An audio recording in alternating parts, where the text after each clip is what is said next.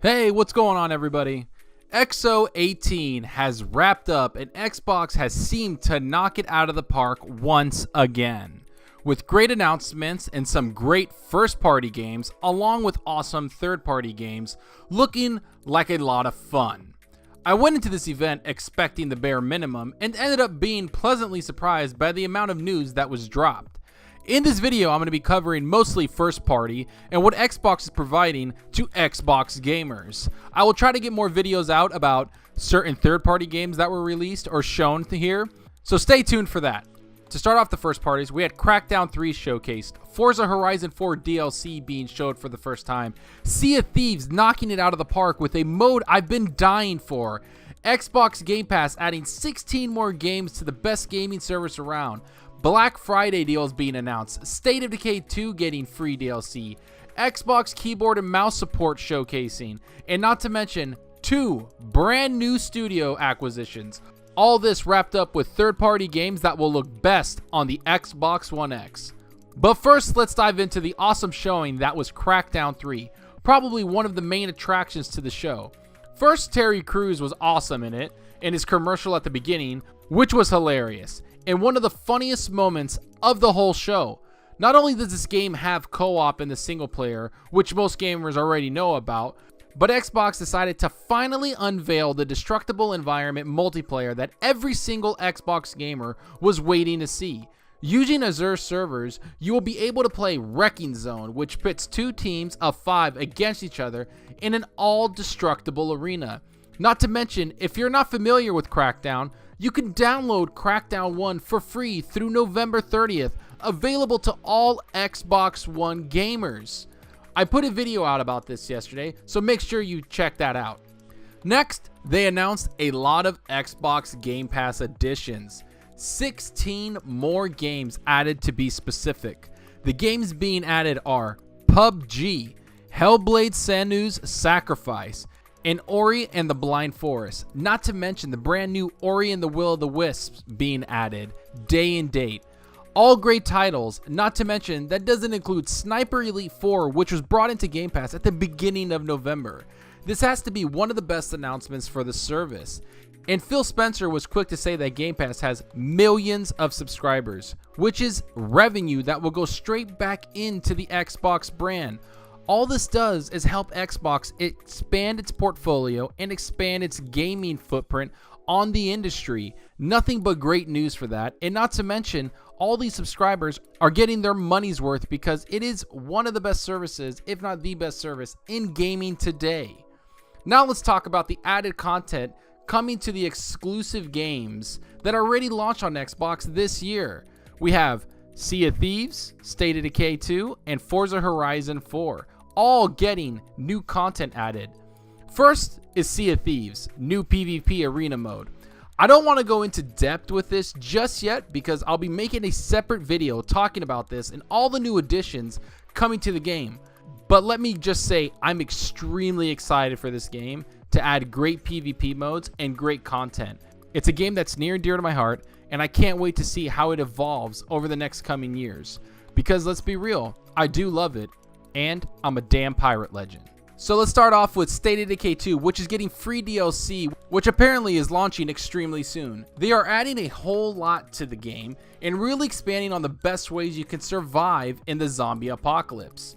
The update is called Zed Hunter, introducing a handful of new weapons to the game, along with a crossbow, which was greatly requested by fans. The support that this game is getting from Microsoft really shows they have faith in a lot of their franchises, and they don't mind putting in money to make the game better over time. This is what we're talking about, games as a service. You're not going to just get a game that launches and that's all you're going to get. No, they're going to keep adding free content to it, and Game Pass really enables them to do that. Next up is Forza Horizon 4 DLC, which was also shown off. It's the first big expansion to the amazing Forza Horizon 4 game. It's called Fortune's Island. It will take you to the crazy windy roads and dangerous weather of northern British Isles. And of course, it'll add a host of new cars for the players to mess around in. They showed a little bit about it, but I'm pretty sure more details will be released soon because they've said it's the biggest expansion they have released in Forza's history. So that's extremely exciting. I can't wait to jump in it. Forza Horizon 4 is already the best racer I've ever played, and it's a game that you could just keep going back to and enjoying. Talk about a damn good time. And let's talk a little bit about the Black Friday deals that Xbox is bringing out. They are dropping the price of every Xbox console by $100. So the $399 price tag for the X is a huge steal to get the best console out on the market today. Not to mention the most powerful console. They announced a bunch of cuts for games. They had an hilarious Larry Herb infomercial thing that had me dying of laughter.